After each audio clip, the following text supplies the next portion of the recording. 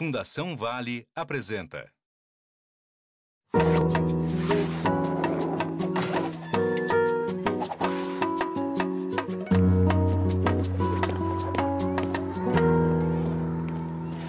Ali, ó. Estão vendo aquela menina? A filha da dona Amanda? É fofoca, Neuza?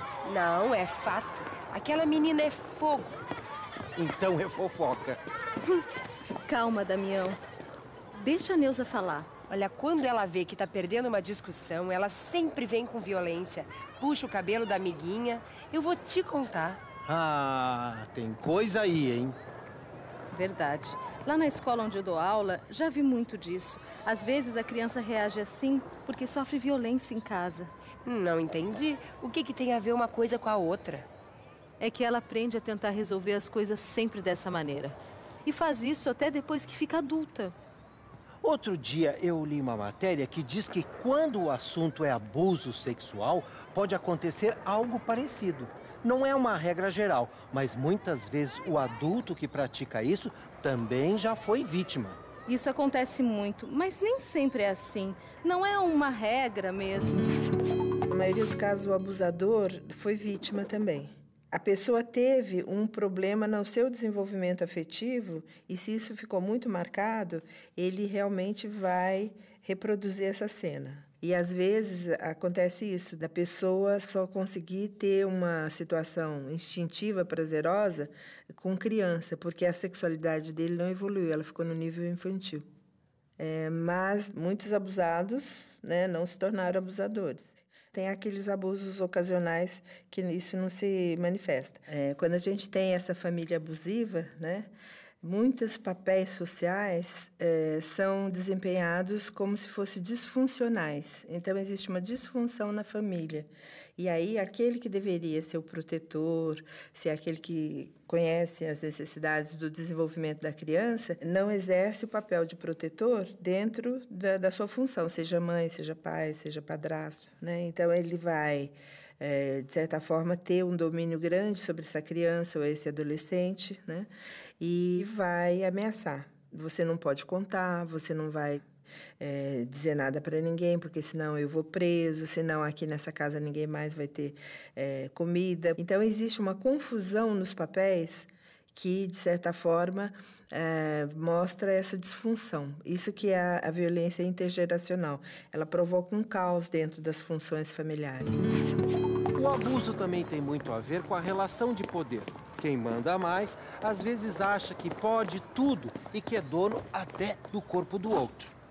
Isso tem também a ver com machismo, hein? Muitas vezes. Tem gente que acredita que esse tipo de violência aconteça mais dentro de famílias não tradicionais, que não são formadas por pai, mãe, filho, sabe? Não tem nada a ver mesmo. Lá na escola tem um menino criado pela avó, por exemplo. Olha, as notas dele são ótimas e o garoto não parece ter nenhum problema dentro de casa. Pelo contrário, recebe mais carinho do que muita família completinha. A avó torce pelo menino nos campeonatos, é amiga dos outros pais. Isso de abuso sexual dentro da família deve ser coisa de padrasto, então. Pelo amor de Deus, Neuza, para de rotular. É verdade. Tem padrasto que cuida melhor do que o verdadeiro pai. Isso aí. Às vezes, as famílias aparentemente convencionais escondem segredos terríveis. Tudo protegido por uma cortina de silêncio. E muitas vezes a dependência financeira e emocional falam mais alto e acabam calando a denúncia que poderia ser feita. A maioria dos casos de abuso sexual incestuoso denunciado é cometido pelo pai biológico. Tá? Depois que vem o padrasto, isso desmistifica um pouco a noção que nós temos de senso comum, de que esse tipo de abuso ocorre mais em famílias reconstituídas. Na verdade, não. Ele ocorre na família biológica e quando ocorre na família reconstituída é porque aquela pessoa estava no papel ou deveria estar na função de, né, pai e mãe. O que nós percebemos também nessa dinâmica é que quando ocorre dentro da família é muito difícil que um membro da família venha a denunciar.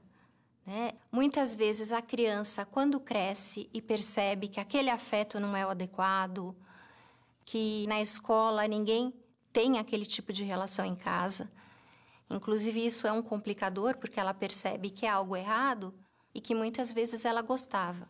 Então ela se culpa pela relação que acontecia em casa.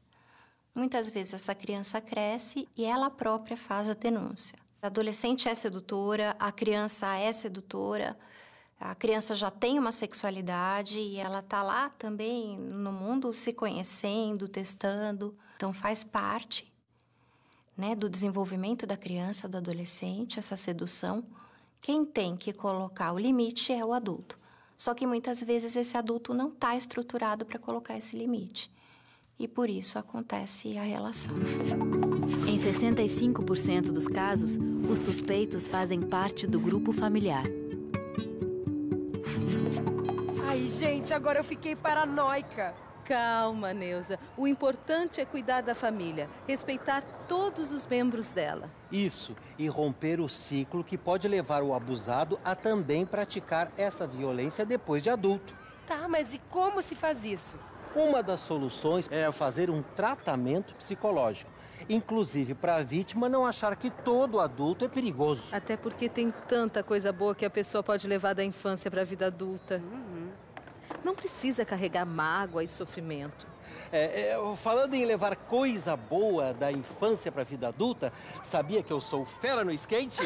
Não! Você, Damião, você não deve ser bom nem em skate de videogame. Ah, é? Eu vou provar para vocês então.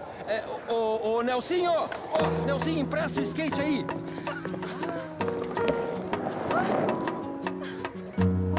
Ai, ele é bom mesmo!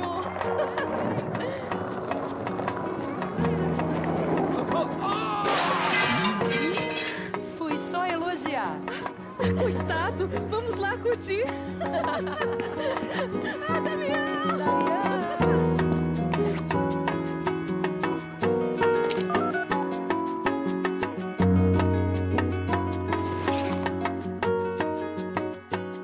Um oferecimento Fundação Vale.